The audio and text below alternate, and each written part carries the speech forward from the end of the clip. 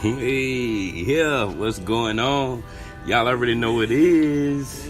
Y'all already know what it is. It's about that time, late night creep, sex and relationship talk with the king. Y'all ready? Your name is Richard. Yes. For those of you. Yeah, once again, man, I'm your host, KingFelipe, and this is Late Night Creeps, man. I'm sitting here talking with Rickard. Y'all give a round of applause for Rickard J. Styles. Give it up for the big homie, man. We had a great time. I love this guy. He's so freaking awesome. One of my favorite people. I tell you. Let's get started. Classes in session. Y'all ready? Yeah, my boy Richard, man. He's A big supporter of all my activities that I have going on. So I really want to just say thank you, and I really do appreciate you. Like, I genuinely have love for you. I think you are an awesome, amazing person. And I think you have a genuine heart, and I really value that. I appreciate that. I mean, I think you do fantastic work. I think your music is amazing. I think everything that you do, music-wise, artistic-wise, I think it all has a wonderful meaning to it. And it's very rare to find that nowadays. Because I think people just be doing music just to do music. And that's why I just, support you, because everything that you do, it has a message, and it's something that it comes out positively, and that's what we need nowadays, and especially in our generation nowadays.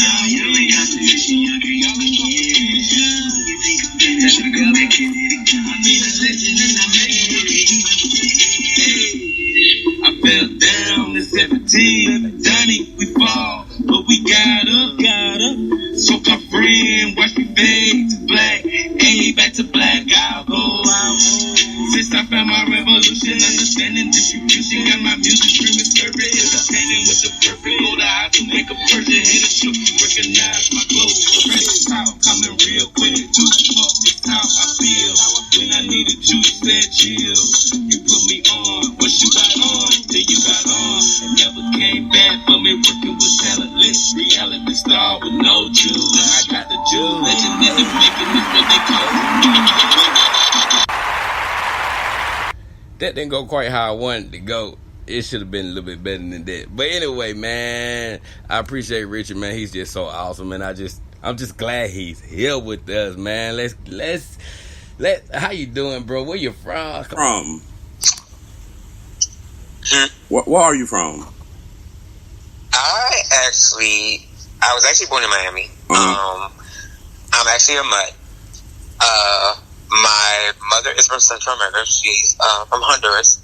My biological father, was African American. He passed away. My mother got remarried to another Central American. So the majority of my life, I've always played the 50 when it comes to my ethnicity. Around my household, I always speak Spanish. When I'm with my friends, it's pure English and stuff like that. Sometimes I don't even like embracing my Spanish part. But, but I'm completely mixed. Okay. I am actually, believe it or not, I'm actually 33. Okay, you're 33. Wow, I thought you was a lot younger than that.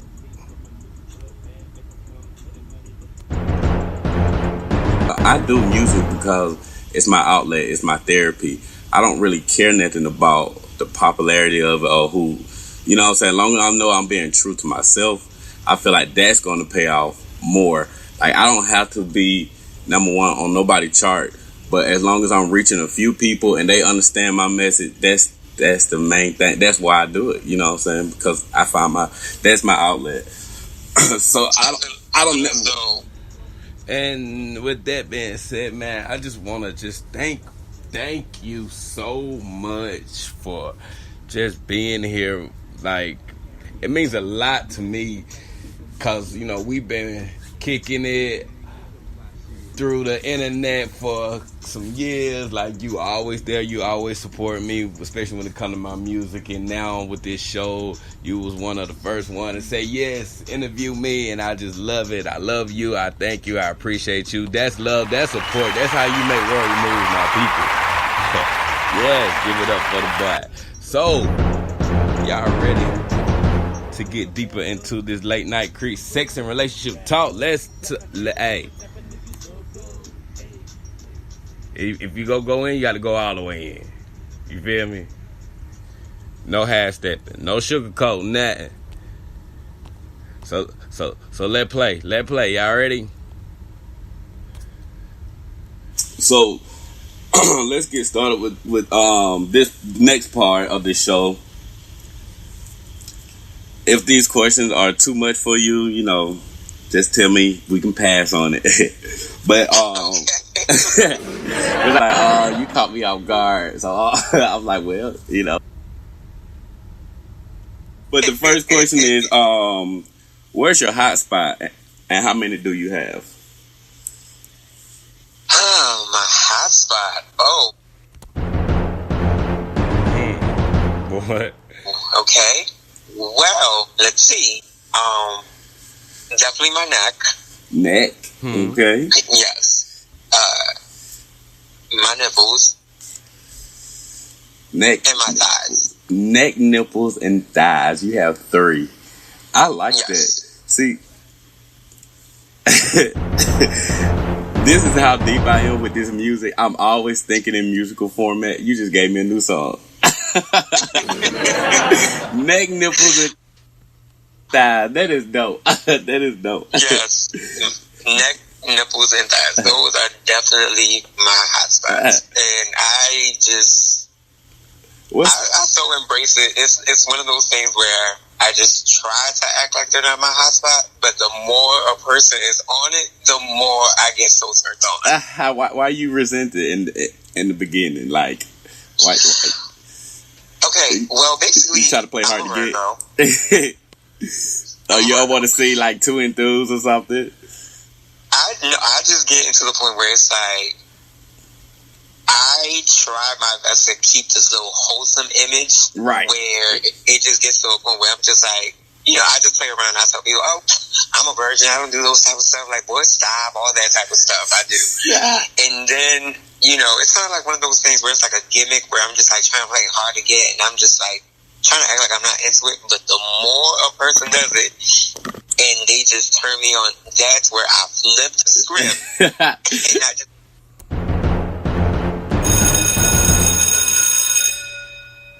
become so aggressive. A whole new you come out.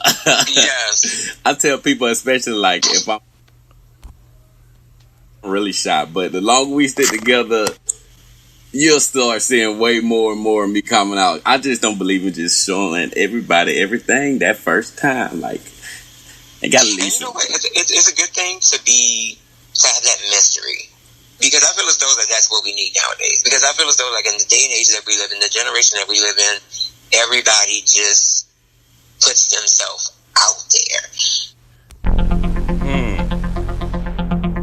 Better say that. Say that.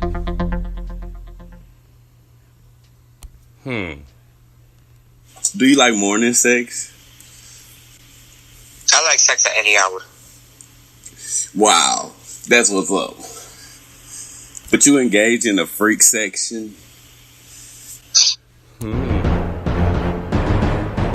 on. Yes. But only with the right people. Only with the right people. And that's understandable. Because I just can't. See, this is the thing. I like having sex to the point where it's like, okay, if you catch me on a good day, right, you'll get the real freak side of me. Right. Catch me on a bad day, and I'll just be like, let's just get this quickie on, and right, whatever the case may be. Yeah, that's what I'm talking about. You was glad. Talk to him. And if we just had a real night that it was like a Netflix and chill night, okay, you'll get the romantic side of me. You know, we'll make love or whatever the case may be. Right. But like I said, it all depends on who I'm with at the moment. There's levels to this shit. It's a whole lot of levels to this shit. Because at the same time, it's like, okay, I could go on a date right now, and it may be somebody that I just not feeling like that.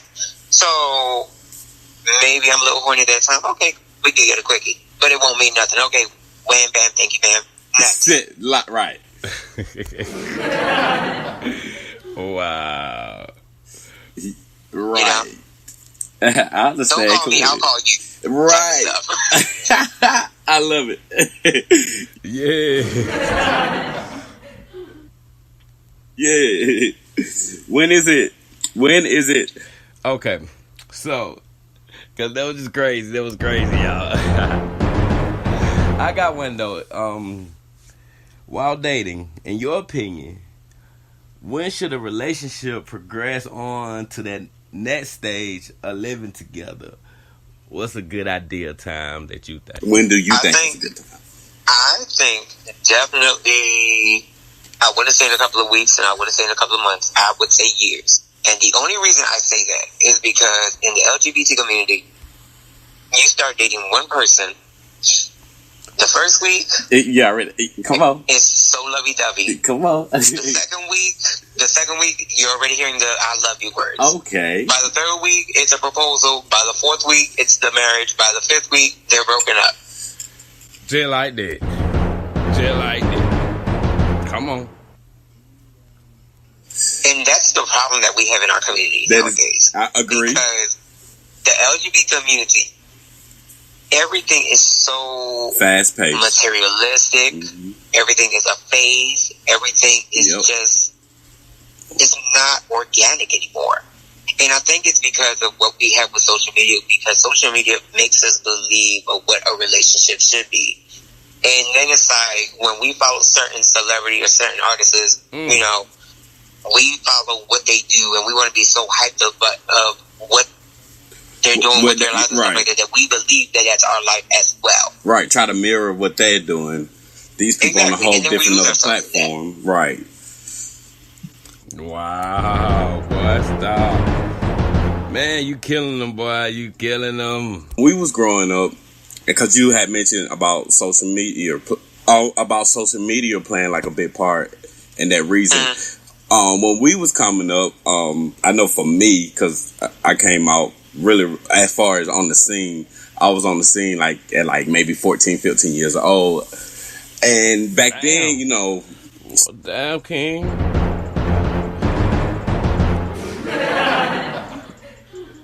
Just social media wasn't popping. You know, it was really just getting started. I remember getting a Facebook account when it was only for college students, and I probably was like maybe 50. Oh, that. I remember getting a Facebook account for college. At that time. So, social media wasn't the same generation. Right. So social media wasn't we had MySpace. Black Planet and MySpace. Yeah. And even with those platforms, like we were still, still in school and stuff like that. It wasn't like it is now. So even back then, I felt like gays were still moving at a fast pace as far as with, dating and moving in together and I love you and stuff like that. Like, I remember when I was like 18 and I met this guy in Montgomery. He was like, 6 months. If a gay relationship lasts 6 months, that's like a year in real time because gay people move so fast. And I'm like, dang, like, because I've been guilty of it too. I've been there, but now at this age, I know better. Like when you know better, you do better. You better say that again. You better say that again. When you know better, you do better.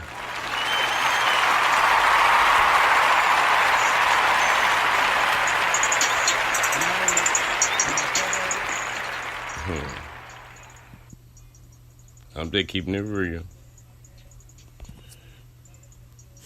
See, I was always against the whole thing of telling somebody I love them within the 2 weeks period of dating, because I don't think anybody can love or be in love with somebody within 2 weeks.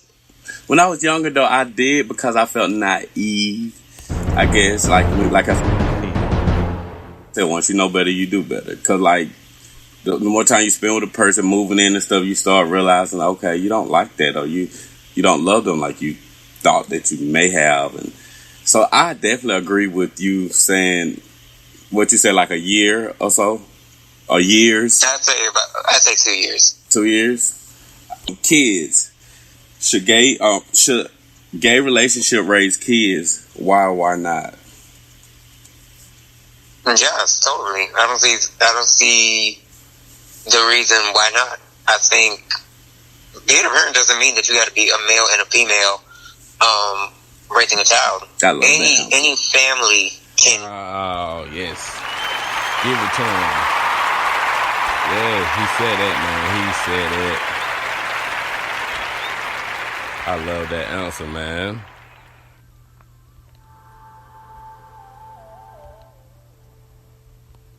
And big shout out to it's Pride Month, so I want to shout out to all the people in the LGBTQ community.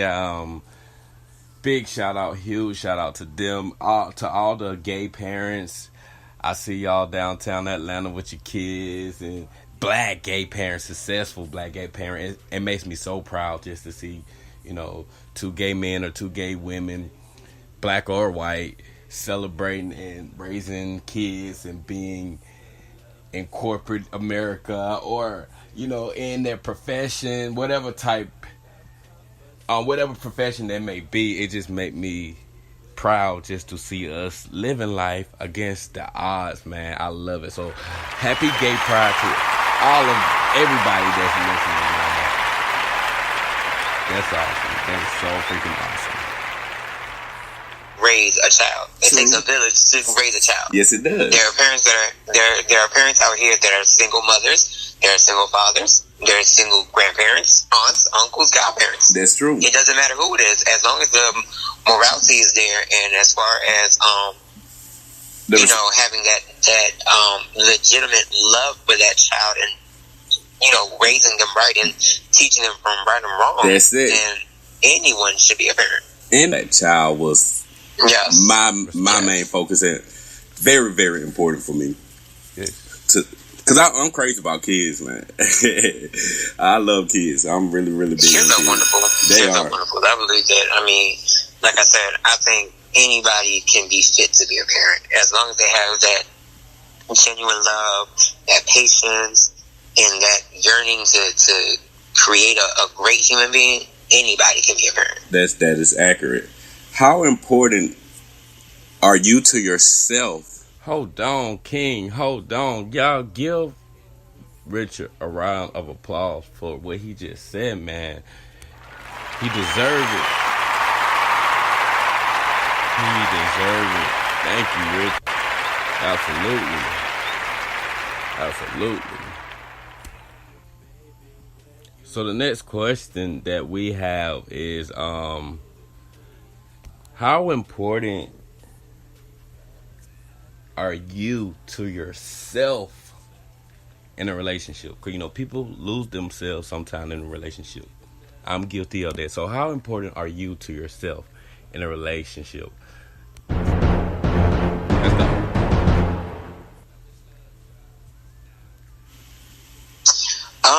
You know what? Actually, I'm kind of 50-50 with that, because I've always been the type of person to be a people pleaser. Especially in relationships. I'm very submissive. I've been in a relationship where it's been toxic for me, where I've lost myself because all I wanted to do was just please the person that I was with, even though I may be doing what's right for them, but I wasn't doing what was right for myself.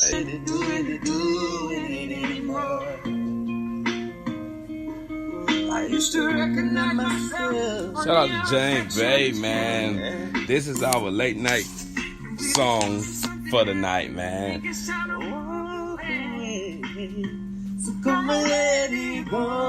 just had to throw that in there real quick. You feel me?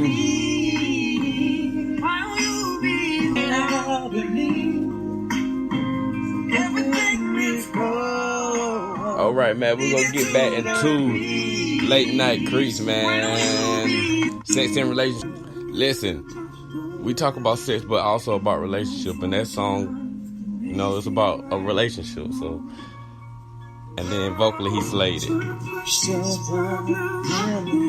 Hey.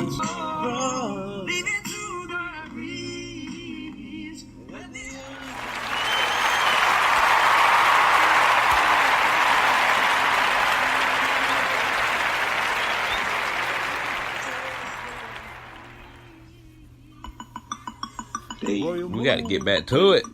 King. I'm in my bed. It's about to be the blackout. Blackout.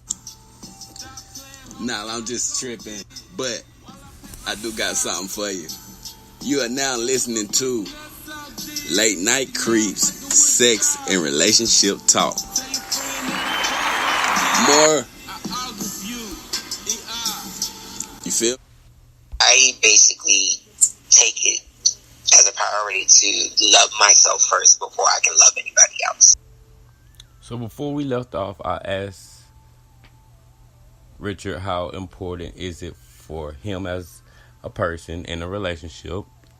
You know, how important is it for him as an individual in a relationship, you know, to maintain his basically his identity. How important is it for you in a relationship to make sure you're important and to, you know, love yourself and not lose yourself? So that's what we talking about right now. The problem with relationships is that we lose ourselves with who we are with at that time. True. We don't been there. Classic sensation. We're all about School 'em. being with that person, pleasing that person, making sure that person is there for us. Right. We lose ourselves in doing things that we never could imagine, especially when we're thinking that the person is cheating on us. We want to stalk them. We want to be part of their social media. We want passwords. We want everything. And then it's like, well, why am I doing all this when I wasn't this type of person? Exactly. Exactly. So, You know? so you agree So that. it's always been more. So it's more so about loving yourself, being confident within yourself, being secure within Right. yourself. Clap it up. That's what I'm talking about. Hey. So you agree that love and relationship can make you act differently or make you do crazy things that you wouldn't normally do? You was in your right mind. Love will make you do the unexpected. Yes. And like these answers that you're giving me are so vital and so important, you know, like the importance of the show is mainly it's fun, you know, that's the sex part. But the relationship and sharing these stories just further that proves to me the importance of it, because it's like teaching. Maybe some of the younger people that may listen to it, they may get, you know, a real message or a real lesson from, you know, this right here. And that's the main focus, is to educate the younger people, because I Yes. didn't have that type of teaching growing up, or maybe because I didn't have a lot of older gay people to look up to or stuff like that, mainly because who I surrounded myself with were quote unquote straight people. But you know, even then, like, everybody was just doing their own thing, and it is a big difference between a gay relationship and a straight relationship. It's a huge difference. I feel like this, you know, that right there just has helped me realize how important this right here is, because you've been giving some good answers, and I agree with that. And I can tell that you are older now just by having this conversation with you, because a younger person ain't gonna think like that. A younger person will give you the answers of basically saying, "I just want sex." I feel as though that, like I said, even growing up, I was always very reserved when it came to having sex. I was always the type of person that was like, "Yeah, I'm with you, but I want to get to know you much better. I want to know what you're all about, because if I know if I give up the cookies and you know, you leave me tomorrow for somebody else, we're gonna have some issues. Right. Hey, that is true. Who initiates sex? You or your partner? Mutually, both of us. Both? Yes. Like, okay. Let me change that. The first time, like, it's your first time hanging out, kicking it. Who's the initiator, you or the other person? Who?